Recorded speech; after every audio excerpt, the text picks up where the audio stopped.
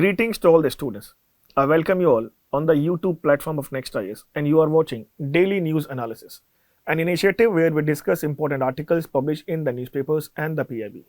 To what extent and what to exact topics to be studied from the newspapers, we already have covered in what to read initiatives. Do follow that. Now, with the help of this video, the topics we are going to cover are cryptocurrency, Indigenous Integrated Air Defense System of India, nutrition and cognition link, especially with refer to India, and the Aadhaar. And in decoded session, we are going to cover an important topic which will be India's unique dairy model. Now, without wasting time, let's start with the first topic that is visible over your screen, which is cryptocurrency, unlocking the digital worlds. Now, two things are there. First of all, what is this cryptocurrency, right? So, crypto comes from the word called cryptos. And this cryptos is a Greek word which means that it is hidden or secret. Hidden or secret. So, in simple, we may say that any of the currency which is used with the cryptographically to secure the transactions are cryptocurrency. Now, this cryptocurrency is exactly based on the blockchain technology. Before we study the cryptocurrency, we need to understand the blockchain technology, right? What is this blockchain technology? So, we may understand that block plus chain, right? What is block and chain? Now, is this nothing but a distributed, I would say that this is a distributed ledger technology. This is nothing but a distributed ledger technology which makes the history of any digital asset unalterable and transparent with the use of decentralized networks and cryptographic hashing. Now, the two words are decentralized network and cryptographic hashing, right? Now, unalterable, that means that no one can make the changes in the blockchain. Transparent, every single person or every single node in it will know the exact copy of the entire blockchain. Decentralization, that it can be reached to the each and every single person. Whomsoever has the secure system, the special software can add itself as a node in the blockchain. And cryptographic hashing, this cryptographic hashing means that we are giving it code so that only the person which is intended to can read it, modify it, right? Hash is just a number, and how this exactly evolves, we will understand with the help of this example now, right? So, now we understand how it exactly got worked. So, blockchain depends on three major aspects, or I would say three major things. First is block, second is nodes, and third is miner. मैं आपको समझाना चाह रहा हूँ. I'm trying to convey how this technology exactly works with. You must have the example of Google Doc, right? That you have opened a Google Doc and you can share with every single person whomsoever you want to intend it, and the person who it has been intended or shared can make certain changes in it, delete it, add it, multiply it, right? And that is at the particular time is being stored as well, so that if I have started a Google Doc and Y person had made certain changes, I can understand that at what exact time the changes were being made, right? This is the Google Doc aspect. At the very same level, this blockchain is being converted. How? The blockchain, the chain, the block, right? Now, in block itself, there are three things. First is data, second is nouns, third is hash. So, blockchain works on the theory of Google Doc. As it is the blockchain, the chain will be created, and every single person who is becoming a member of the blockchain can make certain changes. Now, here is the catch. The difference lies between the Google Doc and the blockchain is that suppose the x plus 1 person started with the help of x, now the x plus 1 person, or I would say x plus 10 person. So, the blockchain was started with the x नाम के इंसान ने first शाम ने इसको बैठ के start करा. द शाम got started with the blockchain and the 10th person is Amit. So Amit at any time cannot delete any single information from the blockchain, but we can delete the information from the Google Doc. That is the catch, and this is the difference between the blockchain and the Google Doc. Theories are same, practicality is the same, the difference lies in the process. Now, what makes this blockchain to make it unalterable? उसमें बदलाव क्यों नहीं हो सकता है? We'll understand this thing with the help of this given down. Now, this block, right? For say, this is a block. Just for your simplification, I'm trying to code this thing. Now, for say, there is an information x plus y. So, whenever in a blockchain, right, I am telling you how cryptographic hashing works in the blockchain. So, if you have given this x plus y as a data, this is the data, a nouns. Nouns means number once used will be automatically attached to this number x plus y. For say, this number will be 42, just for a hypothetical assumption. Now, hash is the particular number which is attached to the nouns permanently, and it starts with a very low part, for say 0.000043 or something like this. So, ultimately with the data nouns is attached, and with the nouns the hash is attached, right? Now, if you want to make certain changes in the data, right, then ultimately you need to get the combination of the nouns and hash to understand what the nouns and the hash combination is. Now, why it is even difficult? Because the nouns is as per being say that it is around 42 bits, and this hash is around 256 bits. So, if I go with the combination of nouns and hash, it will reach out to around 4 billion possible combinations. Now, one single person to understand or to create a node or to make certain changes, right, he need to have the perfect combination of noun and hash, which is in general called golden nouns. It is not as easy as I am trying to convey to you. You need special softwares to get the exact combination to get it up. Unalterable, one process, you need to get the golden nouns, and second, if suppose you are trying to make certain changes, right, then अगर block के अंदर for say if the block goes to at least 100 parts, तो आपको आने वाले तमाम 100 के 100 blocks के अंदर बैठ के भी बदलाव करने पड़ेंगे, which will become ultimately not very easy or practically impossible to manage by one single person. That is the reason this cryptographic hashing makes it unique to a one particular chain. इसीलिए हम बोलते हैं कि blockchain के अंदर बैठ के बदलाव करना बेहद मुश्किल है. यही वो पार्ट है, क्रिप्टो करेंसी उस ब्लॉकचेन के ऊपर पूरा आधारित है.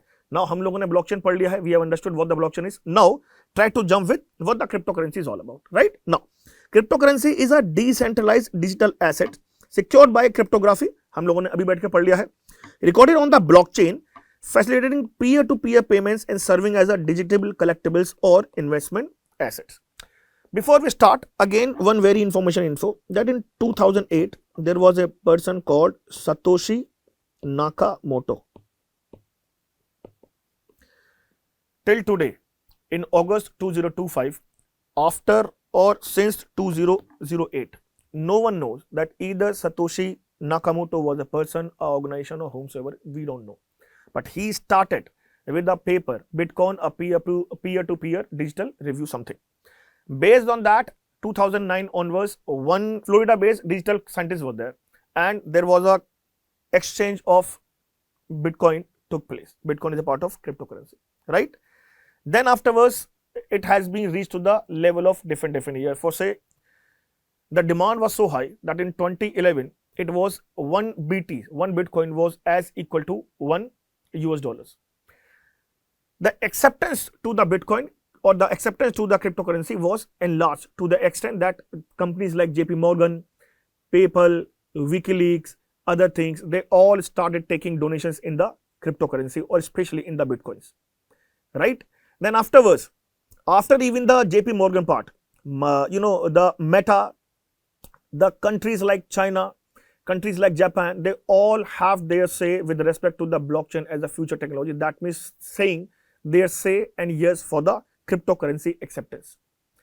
In 2021, indeed, El Salvador became the first country to accept Bitcoin as a national currency as well. और भारत ने उस चीज को खत्म करने के लिए एक CBDC लेके आए थे in 2022 in the budget. Government of India introduced this central bank digital currency. Although this is a very different part, but it was an alternate to the cryptocurrency. So cryptocurrency has different currencies. For say Ethereum is there, Bitcoin is there, Lincoln is there, or for say, right? But it started with the aspect of Satoshi Nakamoto. Now, what is the significance in this Indian context, this cryptocurrency part? For say, first part is financial inclusion and innovation. How? That crypto offers digital financial pathways for the unbanked and the support vibrant Web3 innovation across the India. Second, so much of youth adoption with the link with the cryptocurrencies nowadays, right? I told you this is more about the acceptance. आज की तारीख में एक crypto की value Bharat के 1 करोड़ रुपए के बराबर है.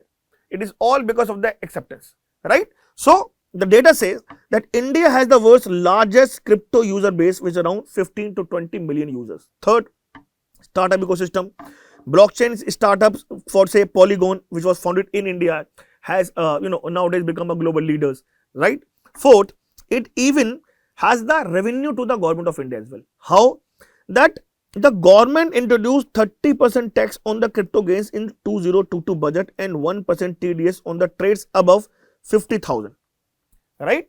So 2022 के बजट में in 2022 budget the government of India introduced two major things. First, the central bank digital currency first, then alternate to the cryptocurrency, and the second was this investor revenue 30% tax on the gains as well, right? Now the part is the challenges facing crypto in India.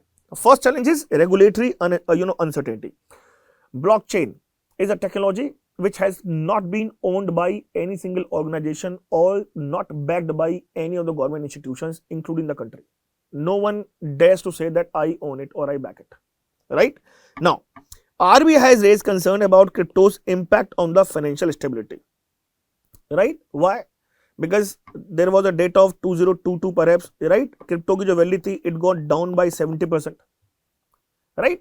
It is so unstable for say any of the president if they are influential people and they say that I do not believe in the Bitcoin, I do not believe in cryptocurrencies as the future. That might be a scenario that suddenly the value of the cryptocurrency might get down by 40%, 30%, 50% for say, creating a huge inequality, right? That is why this financial stability point is concerned.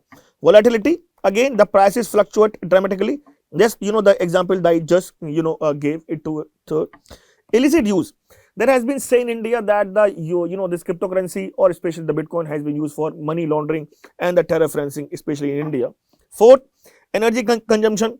Mining crypto consumes huge electricity. Yes, right? Ethereum के बारे में बोला जाता है that one Ethereum will use that the two household use the entire electricity in 1 month. Right? So it consumes a huge electricity. Fifth, cybersecurity threats. That around 90% of the cyber crimes in India involve cryptocurrency platform, emphasizing vulnerability on the dark web. Threats like human trafficking or something. Dark web, 96% of whatever you witness over the over the internet is dark web. आप और मैं जो देखते हैं, which is called surface web, and this is just a 4% of the knowledge or the content being given and visible by us. Majority of is being transacted over the dark web, which is 96%, and cryptocurrency things are being associated with the dark web. Now, dark web के साथ में problem क्या है? Why this is the cyber crime in India is challenge? Because a site got started and got ended in just 90 days and 120 days. So the tracing is tracing becomes very difficult to manage. That is why it has become a cybersecurity threat to the India, right? And again, after this theory, this is the practice question visible over your screen. Do practices and let us know the answer in the message section, bachcho. Now, the second topic, which is again very important, is DRDO successfully test Indigenous integrated air defense weapon system. This topic is extremely important with respect to the defense topic and paper 3 science and technology, right? Now, a little bit of history, okay, how this air defense weapon system got started in India, right? So, started in the area of 1995 when Pakistan's acquisition of M11 missile took place. Then afterwards, a government of India thought that because the Pakistan got the missile, so we need the air defense system, right? And it was even, I would say, gained the momentum, especially after 1998 Pakistan's nuclear test, Pak's nuclear test, right? And 1999, the Kargil War. These 3 years, or these three major scenarios pushed the government of India to start thinking for its air defense system. Now the point is that air defense system, before we exactly jump into it, just a small understanding that what the air defense system is in India and what are the levels of air defense system is associated nowadays with. Now, India at this moment has two major important things associated with this air defense system. The first part is multi-layer counter drone system, counter drone air defense system. दूसरा interoperability. What is the difference? The difference is multi-layer counter air defense system. That means the government of India has a multiple layers in it. Interoperability, जो different layers में जो साथ में जुड़े हुए हैं, right? Different layers means different ranges, right? Interoperability means the connection and the synchronization with the uses of different air defense systems all together in a one time, right? This is called interoperability, and especially we have witnessed this use in Operation Sindoor, right? Now we used to talk about what are the different layers in India in Indian defense system. The first in Indian defense system is ballistic missile defense. Ballistic missile defense. Ballistic missile defense is of two types. First is the Prithvi air defense, and second is advanced air defense. Advanced air defense. Now the Prithvi air defense is up to 100 kilometers altitude wise. Advanced air is up to 30 kilometers. Now Government of India onwards 2016 is focusing on the second phase of Prithvi air defense system, which is Prithvi air vehicle. That means going up to 100 kilometers, that means exo-atmospheric, right? Now after that, this is the last layer, right? After that, we have the second point, we have long range air defense system, where we have S-400, the S-400 that we purchased from the Russia. And even in S-400, try to understand that it always says that it is up to the range of 400 kilometers. But S-400 gives 4 different kind of ranges for the air defense system. Up to 30, up to 120, up to 300, then up to 400. Then afterwards, at the third stage, we have medium range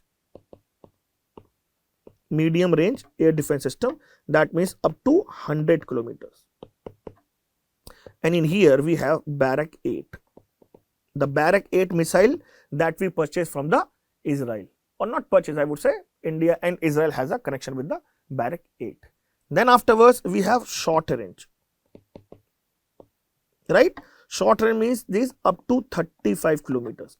And in short range, India at this moment has two special things. First is Akash, and second is Spider. Spider is a name synonym for two things. First is surface to air. First is Python, and second is Derby. So Python and Derby, surface to air. Second is Akash. And the government of India has even used the Akash Tir in the Operation Sindoor. And there was an Akash, air exercise was being conducted before the Operation Sindoor, where it was visible that Akash Tir air defense system can at the same time target 4 missiles altogether.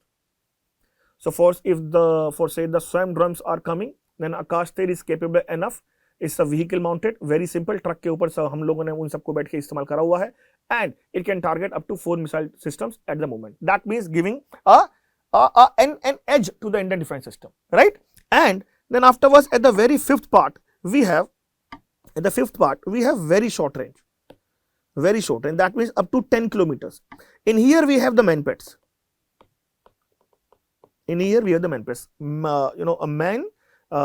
A portable air defense system, just like the Javelin that in USA we have, right?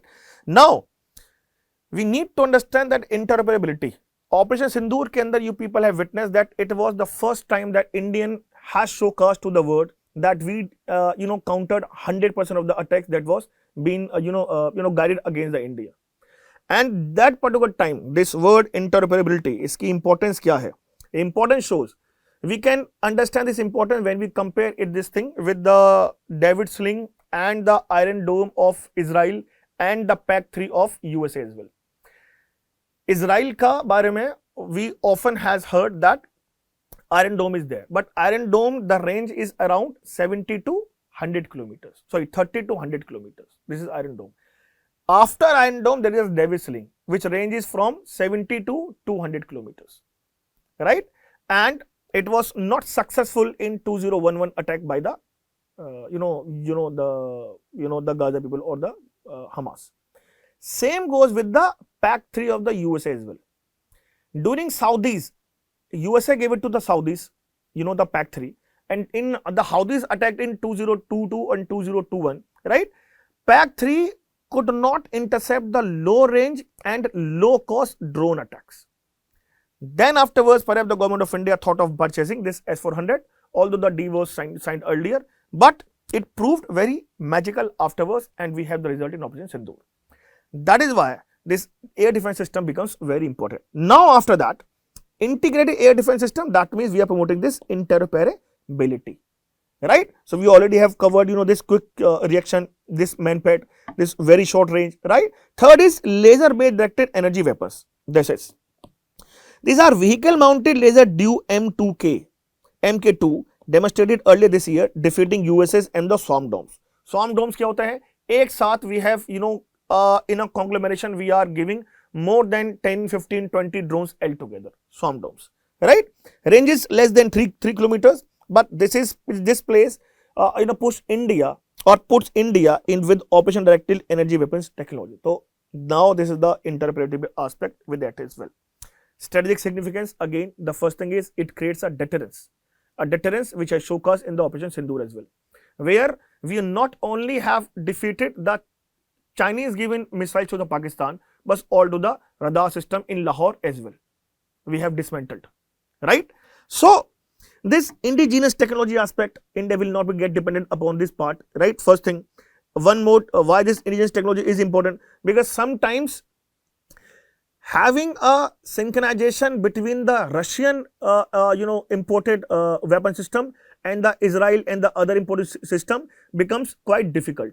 The difficult because the European Union do not want India to have synchronization with the Russian made weapons because of their strategic issues. And that makes India to push more towards the indigenous technological advancement, right? Second, seamless integration, point we have just discussed. Reduce foreign dependence, yes, it enhances self-reliance in advanced defense system in India. And the future scope, अभी हमारे भारतीय प्रधानमंत्री साहब ने सुदर्शन चक्र की बात करी थी, right? So this is Sudarshan Chakra aimed at developing comprehensive national air defense shield in India, right? Now this is the practice question, right, which is visible over your screen. Do let us know the answer and in the message box, and do practice it. Now the third topic. This third topic is actually talking about the Nourish to Flourish, the nutrition and the cognition link. This topic is especially linked with the health, the social security aspect. Now, इस article में what is the theme of this article? So, the article argues that the nutrition is not about preventing hunger, but about shaping the brain power as well. Now, why this nutrition and cognition link is important with respect to the India? Because we have one data which says that in India, there are around 65% of the population which is below 35 years of age. 65%. Now, this is a huge demographic dividend for India, but India will harness this, this demographic dividend only if we nurture it effectively, and that means nutrition बैठ के लगातार दिया जाए, right? So this is the reason this nutrition and cognition link with respect to India is of great importance for our future and for our sustainability, right? Now the point is that what is exactly the India's nutrition status quotes about, right? One thing for say that National Family Health Survey 5 says that in India 35.5% children are stunted, 32% are underweight and 19.3% are wasted. Anemia भी भारत के अंदर बैठ के लगातार पाया गया, that is 67% under 5 and 57% of the women are suffering with the anemia kind of problem. Progress is slow, that means stunting fell only by the 7% in decade. Progress is why? Because the government of India promotes certain schemes as well. So we'll cover it thoroughly abhi, right? Now, one more data as well, that in global hunger index, India ranks triple one out of 125 countries, which is categorized in a serious mode conditions for sure, right? And it is even lagging behind for the countries like Brazil, where the different schemes has been formulated by the government itself for the betterment as well, right? One more as well, therefore say nutrition leads to the productivity loss, which is estimated at 12 billion annually, which is report given by the World Bank. So this is not only shaping the future, not shaping, but hindering the future aspect, but also currently this is even giving you a economic disadvantage as well. That is the reason it becomes highly effective for India to think for the demographic dividend aspect and the nutritional aspect especially, right? Now, there are certain government schemes. For say, the government of India started ICDS in 1974. Aim was nutrition plus early child care given. It was a target of 0.6 year, which was most critical for the brain development. ऐसा बोला जाता है that 80% of the brain development occurs within the age of 0 to 6 years of the child. Second, midday meal, it started for the nutrition for the school children, so that it may even improve the school participation and the learning. Third, Poshan Abhiyan, again digital monitoring, governance, focus on the behavioral changes in the feeding practices as well, because this linked with the awareness aspect. Fourth, food fortification. For say fortified rice, the wheat and the salt will be given to the students. It will help in reduces the hidden hunger, improve the mental performance indirectly, or different thing. And recently the government of India introduced Pradhan Mantri Matru Vandana Yojana with the aim of cash incentives for the pregnant mothers.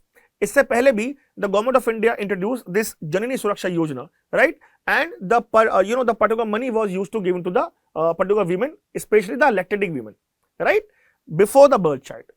But Pradhan Mantri Matru Vandana Yojana is a revamped part for, because it ensures maternal nutrition and fetal brain growth as well, right?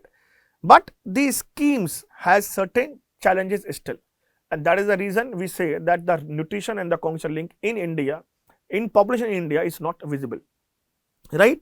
But before we catch the challenges, one more data, that India spends less than 1% of the GDP on nutrition schemes, while WHO recommends at least 2 to 3%.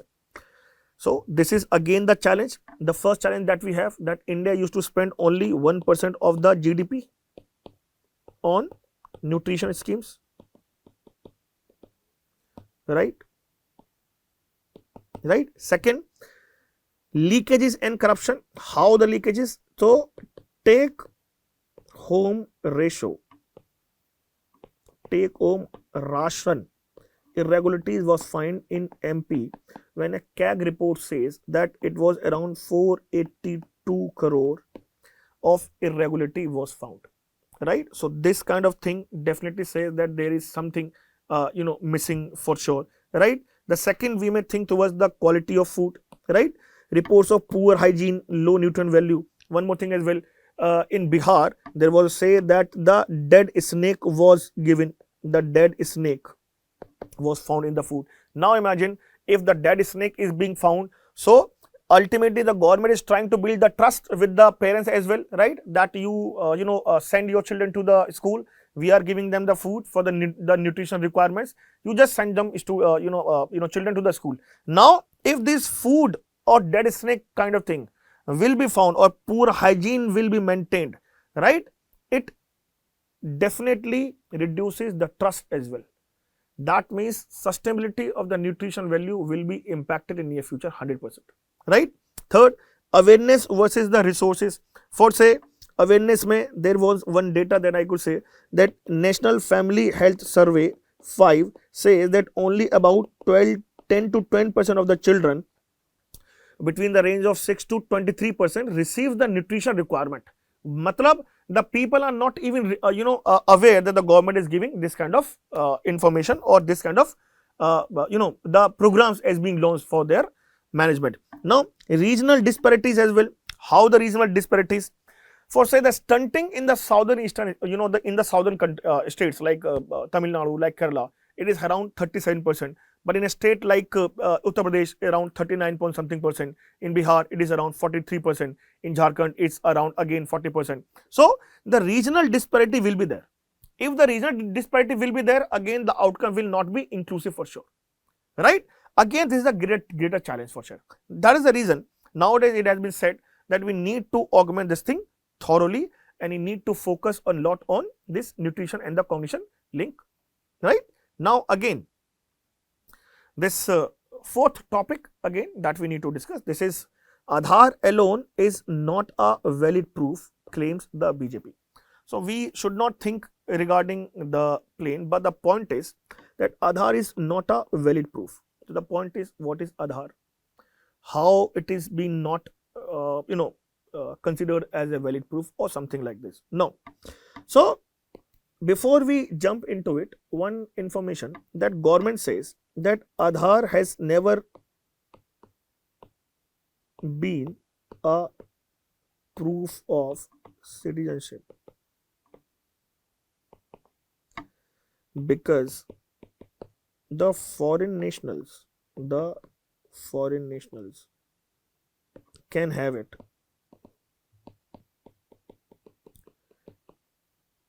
if they have or if they had lived in India for half a year. Matlab, any of the foreign person has been living in India for 6 months, they may apply for the Aadhaar and the Aadhaar will be given to them. That is the reason there has been claimed that Aadhaar cannot be used as a valid proof of your citizenship or for your identity as well. Now, citizenship is a different thing, valid proof is a different thing, identity is a different thing. Aadhaar alone is not a valid proof, it is being considered because of the citizenship aspect. Now, even the Election Commission has a very different view as well. The Madras High Court in its earlier judgment has categorically said that we cannot have Aadhaar as a valid proof of citizenship in India, right? So, in this perspective, we may think that this is the issue going on nowadays. Now, was the feature of Aadhaar, but before the feature of Aadhaar, we need to understand what was the earlier scenario. The scenario was that before 2010, I would say the pre-2010, India led a identity system,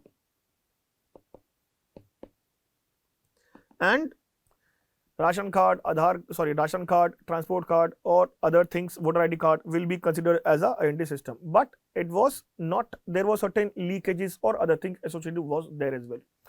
Why the government of India in pre-2020 started thinking was saying, I can correlate with one of the example that there was a NK Saxena committee with respect to the the PD system came to the limelight, and they said that one woman in the Chandigarh was having 800 ration cards on their name. तो ये बात मैं नहीं बोल रहा हूँ, ये काम सक्सेना कमेटी बोल रही है, भारत सरकार के द्वारा बनाई हुई. Then after time it was thought that we need to have a valid identity system, especially designed for the identity system for the people, so that ये चीज बैठ के हम लगातार बैठ के इन चीजों को हम कम कर सकें. Then afterwards 2009 के अंदर भारत सरकार ने पहली बार नंदन नीलकणी के under the guidance of Nandan Nilekani, this Aadhaar system got awarded, and 2016 Aadhaar Act was passed by the government, and that means it gave the statutory backing by the government itself. After this historical part, Aadhaar is a 12-digit unique number linked to the demographic, biometric data, a fingerprints, iris scan, photo, etc. Universality is can be issued to every resident of India, not just citizens. The point I just conveyed. आप 6 महीने रह चुके हो, you may apply for the Aadhaar. Third, portability, usable anywhere across the India. Authentication, real-time online verification via the UIDAI services. Voluntarily but ubiquitous, that while not legally mandatory for all the services, it is essential nowadays for banking, welfare, telecom, taxation, etc. Why? Because Manmohan Singh Saab during 2011-2012 started with the one Jam Trinity, where he was trying to connect this thing, the banking, the identity, other things with the one single system. The Jam Trinity system was called by the Economic Survey 2011-2012, and that is the reason as well that it is essential for banking, welfare, telecom, taxation, etc. Right? Now, what is the significance of Aadhaar in India? The first is welfare delivery. Aadhaar linked DBT ensures subsidy money reaches the right beneficiary. Right? Why? There has been certain duplications of fake beneficiary issues were there. Earlier we have witnessed that in Chhattisgarh there was 2 IAS officers, the couple IAS officer, they had around 400 duplicate beneficiaries accounts in the banks, right? So ultimately the catch says that it saves around 2.73 lakh crore just by eliminating the fake duplicate beneficiaries. Second, financial inclusion, the GEM Trinity, the point I just mentioned. This is Jan Dhan Yojana, Aadhaar and the mobile Trinity, right? It facilitates an instant transfers. So the money reaches to the particular person or the desired person instantly. Third, digital governance, Aadhaar authentication powers services like eKYC, Digital Locker, UPI, CoWIN, vaccination portal. It becomes the governance quite easier, quite accessible as well to the people, right? Fourth, women empowerment, that now because of the Jan Dhan account Yojana, the money can be directly transferred to the women's bank account, right? Women's bank account, PM Ujjwala Yojana subsidy, something like this. Ease of living, the simplified verification of SIM card, passport, PAN linking, income tax filing or other thing associated, right? There is a code that you can use for your UPSC means examination of the prelims. But now after that as well, there are certain challenges that we need to counter with. First is privacy and the data security. There are so much concern regarding the data leaks and the surveillance, and even Supreme Court in the Pathuswamy and the Union of India held that right to privacy as a fundamental right. But now if the data leak will take place, that means it is a attack over your right to privacy, that means your fundamental rights, right? And on dark web we have witnessed that there has been a history in the India as well for say the Pegasus was there, and the WannaCry was there, the Blue was there, MobiWeek's data leak was there, Domino's का data बैठ के लगातार leak हुआ था. So much things are there associated, right, which makes your privacy at stake. Third, exclusion errors. There are many cases where the biometric mismatch has been there, because of which the denial of ration and the pension in some areas. I may give you one quoted example. One of the time the case was just rejected, all because there was a very small stamp was on the face of the particular person. The face was visible, but just a mark was there, so the machine could not read it, right? And this biometric mismatch is that particular concern. Second, there are certain internet connectivities in remote areas that actually hinders the authentication. Third, misuse of authentication. Private entities misusing Aadhaar data without their consent, right? Legal and constitutional debate, whether Aadhaar is mandatory or voluntary, still the issue is there in the Supreme Court. Although earlier as well, when the government introduced Aadhaar as the money bill, Supreme Court rejected it. But Aadhaar is mandatory or voluntary, it is a greater constitutional debate taking in India nowadays, right? Now, Supreme Court upheld that Aadhaar is good but limited for use for say mandation of PAN, tax subsidy, or not mandatory for school admission, mobile connection or something like this. But still you say, aaj bhi, there are certain states where school people say that we cannot have the the admission of a particular child if he will not have the Aadhaar. It's the case of Delhi, it's the case of UP, and I'm very much sure about the two states, right? But the Supreme Court said not mandatory. Again, the point is awareness is not there. People do not even know about this guideline of the Supreme Court, right? Now, there are certain government initiatives which has been promoted by the government so that they can facilitate and make it easier for the people to access the benefits of the Aadhaar. For say, Aadhaar Act 2016 provide the legal firm, eKYC norms enables instant bank account and the SIM activation. Aadhaar enabled payment system, fingerprint-based banking in the rural areas, smooth connectivity के लिए, virtual ID, yes, this offline verification QR codes for secure sharing without revealing your Aadhaar number, and Aadhaar Seva Kendra as well, so that if you people have any single point in terms of what to do, what not to do, how to get the exact information, if you're not very much that digitally inclusive as well, then government have given you the Aadhaar Seva Kendras, which must be in your block as well.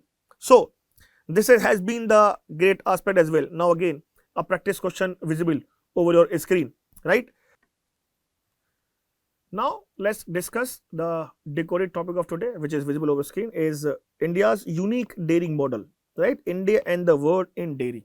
Now this article quotes two important things. The first thing it quotes about the competitive advantage that India has. Competitive advantage that India have compared to the countries like USA, European Union, New Zealand, for say. And on the other hand, it even quotes about that the unsustainability of the Indian dairying model in the long run, right?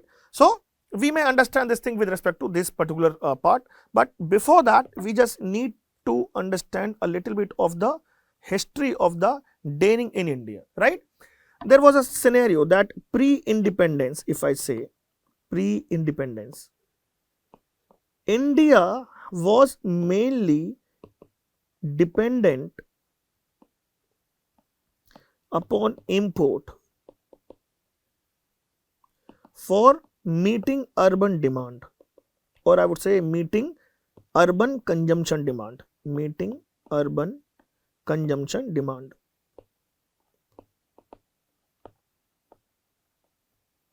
The point I'm trying to convey that before the pre-independence, India was not even able to produce this much amount that it can feed, to the entire population of the urban areas. Then afterwards, in 1965, the historical points we are trying to convey, the government of India introduced National Dairy Development Board. National Dairy Development Board. It was there to promote dairy farming as an economically viable scenario. First, second, it even thought for increasing the milk production in India. Third was, it was even framed to give a technical know-how to the cooperative structure in the Indian farmers. And the fourth was ensuring the fair gains to the farmers. Fair gains to farmers. So ultimately, for the farmers' benefit, in 1965, the government of India introduced this National Dairy Development Board, right? Now, here the catch was that government of India tried to promote the cooperative sector in it, cooperative market, I would say, right? For say, after that, the government of India started one Operation Flood, which started in 1970s to 1996. It ran. In India as well, government of India created the Anand, which is the Amul cooperative model. Amul cooperative model, right? Second, the National Grid Milk was started. National Milk Grid, connecting villages to cities, right? These things started. So around 2000, or I would say after these National Dairy Development Board and this Operation Flood, in 1998, India became self-sufficient, and it even surpassed USA to become the largest producer of the milk in the world. Or currently, if I talk about 2025, at this moment, India produces the 25% of the total milk production of the world, right? Now, in the backdrop of this kind of thing, now we talk about what is the feature of India's unique dairying model, right? So the first point that we can understand is this smallholder driven approach. That means 80 million small household involved, 2 and 3 animals per family. that milks is a cash home income. Second, labor intensive. For say there are unpaid family labor, which is a very minimum wage cost, and feeding, bathing, dung removal, fodder collection done manually, and they are being done manually by either of the two things. The first is low cost people, the low cost, or mostly it has been done by unpaid family labor, unpaid family labor, right? That actually cost the Indian this productivity comparatively better compared to the other countries as well. Why this is so important? It's so important because if you talk about the yield as well, right? If you talk about the yield, so India produces, or I would say yield per cow. So India produces around 15 to 20 liter per cow, right? Compared to New Zealand, it produces around 25 to 30. USA के अंदर per cow we have 30 liter per cow per day, and in European Union we have the idea around 24 to 25 liters per cow. But all this thing, although per cow producing capacity in India is low, but still it is advantageous with respect to the cost. Why? First aspect is this: unpaid family labor costs, mostly feeding, tasks, dung removal, and folder correction done manually. Second, in these countries they are mostly mechanized, but that enhances their cost, right? And third, India, the low labor cost is associated. तीन चीज हैं, these three things combined which makes the cost advantageous position of the dairy farming in India, right? Now again the third feature is decentralized production, centralized processing. आप घर में काम करते हैं, the government of India had created certain hubs for your part. Fourth, very strong cooperative framework now. 1.9 lakh primary dairy societies are there. For say Amul is there, Varka Punjab, Milma Kerala, Nandani Karnataka, the women-led parts are the successful models in India nowadays, right? And fifth is inclusivity and the women's role. For say women from the backbone, the milk income often controlled by them. That will be basically useful or will be spent over the family issues. Family issues for say girls education, the girls education, right? और ये बात मैं नहीं बोल रहा हूँ.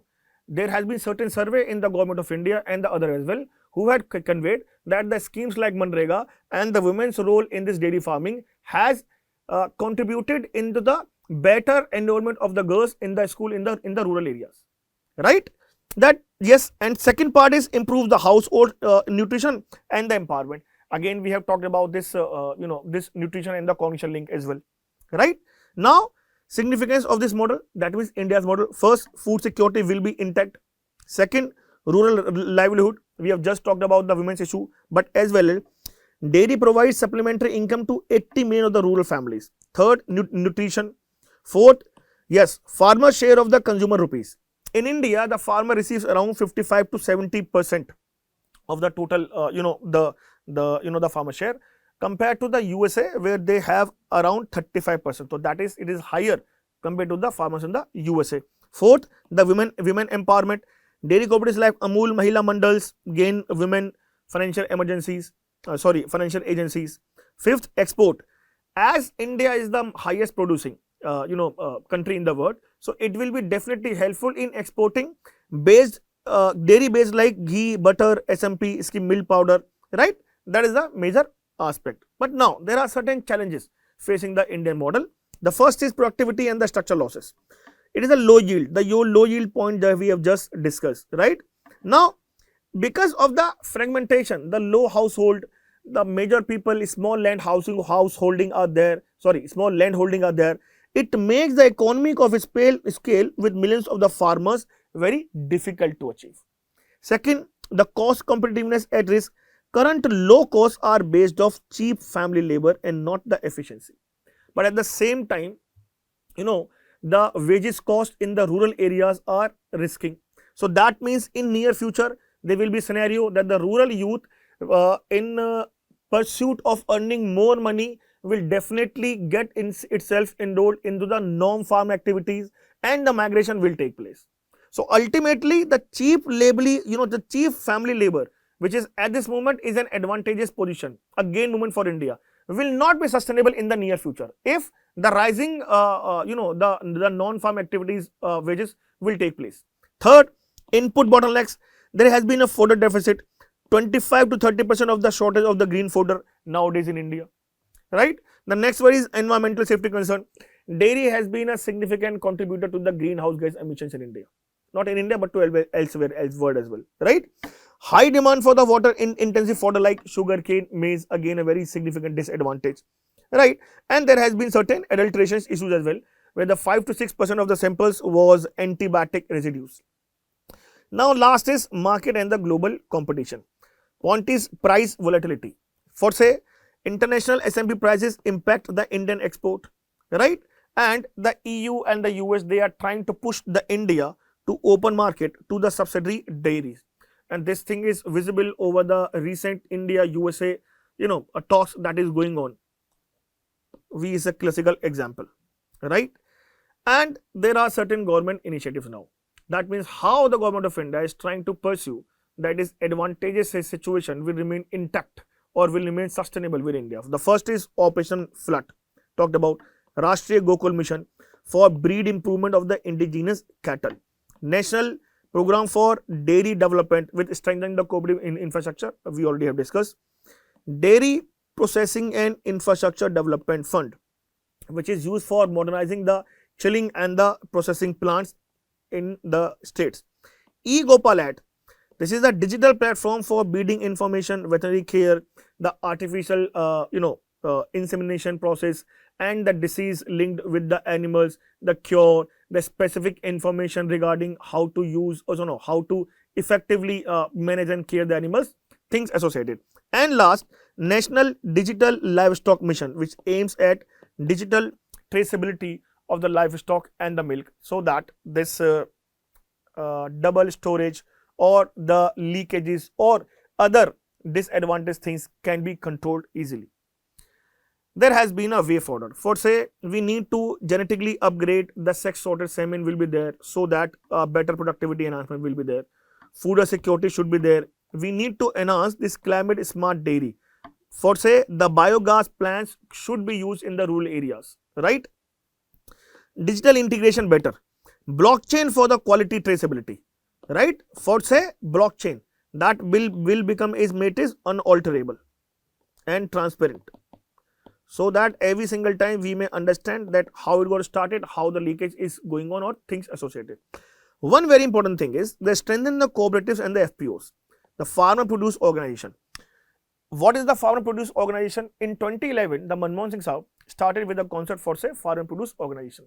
The concept was that for a particular purpose, a number of farmers with the same purpose will be made a self-help group kind of issues, which will enhance their bargaining skills, which will enhance their capacity to invest as well. So a large base model can be developed, and based on the trickle down theory, the money or the interest, or I would say the fruits, will be reach out to the all the people who are working in the FPOs. Now, it has worked extensively well in the farming activities, agriculture activities. Now, there has been say that this FPO program should be conducted in the dairy clusters for sure, right? And then afterwards with the conclusion. So now this is all for today's daily news analysis, and I hope that you people have understood what exactly, to what extent, and how you need to cover this topic with respect to your UPSC preparation. Keep watching daily news analysis. Do give us the answers in the message box as well. Keep studying. Thank you very much.